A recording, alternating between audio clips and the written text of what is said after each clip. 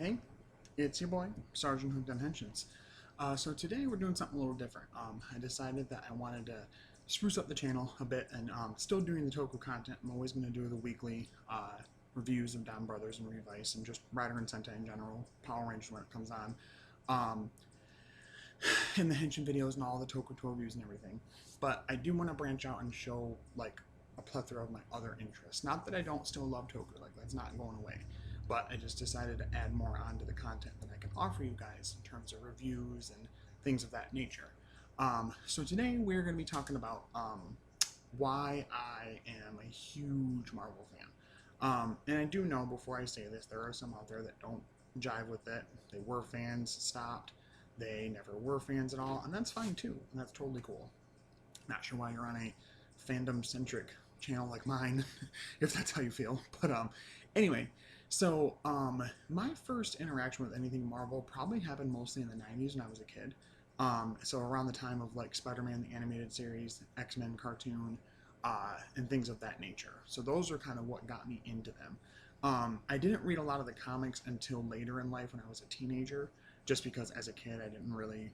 I always had this thing where I was like, if it was something new or something I'd never done before that other people had, I was always like, well, can I do that? And I always like second guess myself. It still happens to this day.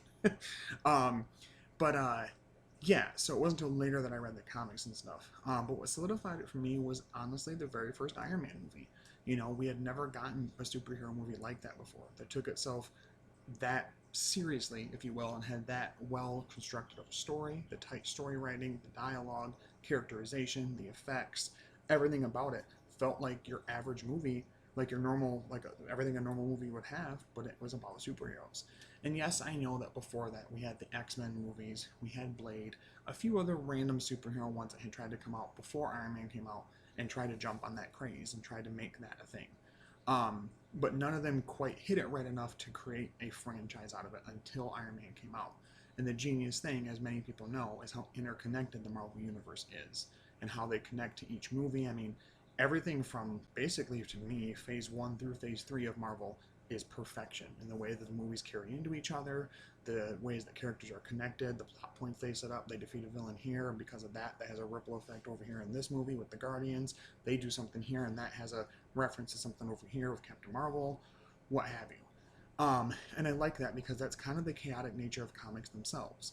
I think Marvel's been doing a good job with their films, the MCU, the MCM, the Marvel Cinematic Multiverse, whatever you want to call it, um, of trying to replicate the interconnectedness and kind of chaos inherent within comics, um, and how these characters know each other and everything, and getting us to understand and know and meet and love these characters that, you know, comic readers know, but the average American might not. And now they're like household names. I mean, most people know who Captain America is, Thor, Iron Man, the Hulk. And that's what I love about it. And I think right now my favorite thing within Phase 4 is everything feels so fresh and new. I'm not trying to be too positive about everything because there are some hiccups in Phase 4 that I'm not the happiest about. But there are some really good things that I think kind of outshine that and show that they're trying to work on things. Um, so yeah, that's kind of where it all started. The shows in the 90s, the animated shows going on to now with the MCU, MCM, whatever you want to call it. And it's always been something that's always just kind of reminded me why I ever enjoyed watching films or like being a kid. You know, it's that kind of like wonder of like what's going to happen next. I've never seen this before. How is it connected here? How are their superpowers going to work? I mean, everybody knows where they were and how they felt and how, and in general, their exact moment when they watched the first Avengers and they do that, you know, spinning, you know, scene around, you know, the team there, all of them together finally for the first time as a team. Awesome, awesome, awesome stuff. And they've had some other moments that have kind of matched that and even exceeded that. But you never forget that, you know? And I think what's cool is that at the heart of it is that sometimes in the comics they can do this decently, but I think in film it works a bit better for me where I can see that the character isn't just superhero Magoo. They're not just Captain America. They're not just Iron Man. They are people who have been given these powers. Usually it kind of sucks to even have them in the first place. Either it sucked in the way they got them, or it sucked because to get them someone else had to sacrifice their life, whatever it may be, and they have to live with that. And I think it kind of coincides with my love for Toku as well and my love for Rider, because I mean, Takeshi Hongo was the same way. He was forcibly turned into a cyborg and decided, instead of continuing to be brainwashed, forcibly pushed past the brainwashing and decided to use this technology, this power he was given, to fight back and to save the humanity he knew he would never truly have again. And they've touched on that throughout the films here and there, of this whole thing of like what it means to be human. Are you even human anymore? And blah blah blah. And yeah, there are quite a few just human heroes that don't have any powers. Iron Man, Hawkeye, um, uh, Kate Bishop, and a few others. But for the most part, most of them have some kind of superhuman ability that sets them apart from humanity. And I like that. I like that kind of distinction between the two and seeing the, different ideals coming up in different movies. Um, so yeah, that's kind of where my love for Marvel stuff comes from. Now, I do sometimes here and there check in on the comics. I'm not the biggest on the comics, but I don't dislike them. I just don't have a lot of time. And I do play a lot of the games. I mean, the Marvel Spider-Man game was spectacular. I just finished recently the Guardians of the Galaxy game was awesome. Um, and so, like, overall, Marvel content is great and it's flourishing right now. Plus all the stuff we're getting right now with Disney Plus, now that Disney owns Marvel, and the stuff they're putting on Disney Plus is actually pretty decent in my opinion. I loved WandaVision, every minute of it. I loved Captain America, Falcon and Winter Soldier, who became Captain America and Winter Soldier, just so you know. Sam Wilson is Captain America. I'm filming this outside, by the way, so if you hear other background noise things, that's what that is. um, so, Loved WandaVision, Falcon and Winter Soldier, Loki, um, and absolutely the new shows that have come out. Just recently done was the Kamala Khan Miss Marvel show, and before that Moon Knight, and both were pretty spectacular in my opinion. Now I do think that Phase 4 doesn't quite know fully what it wants to be, or maybe that's purposeful, that we don't know where things are going exactly.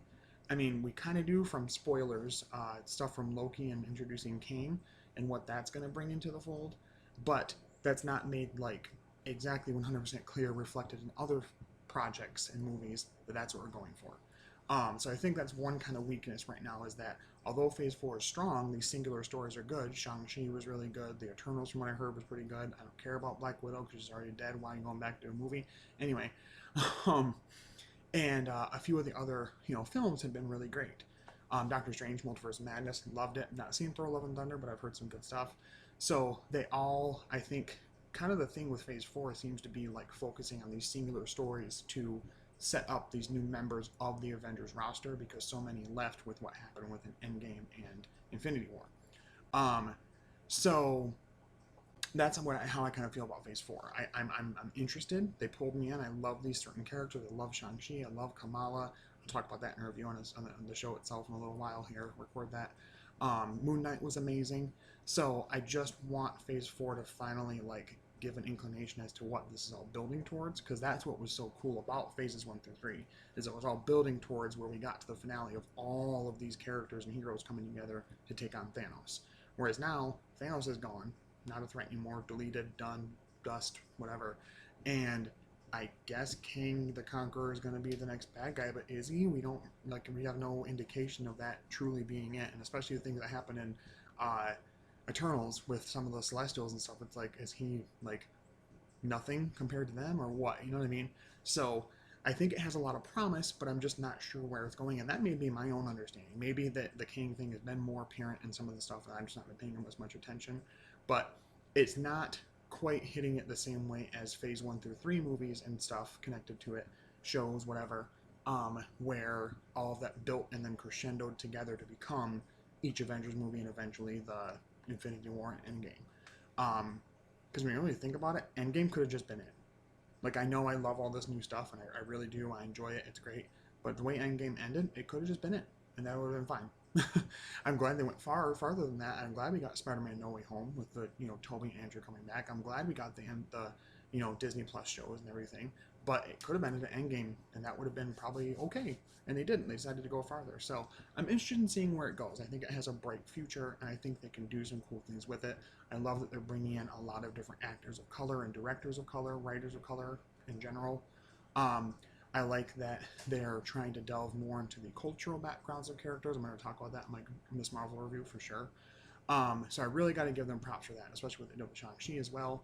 But again, I just want a bit more of a straight focus of what this is all starting to build towards. Maybe it's all starting to build towards that Secret War show we're gonna have Disney Plus, and that'll become a movie too.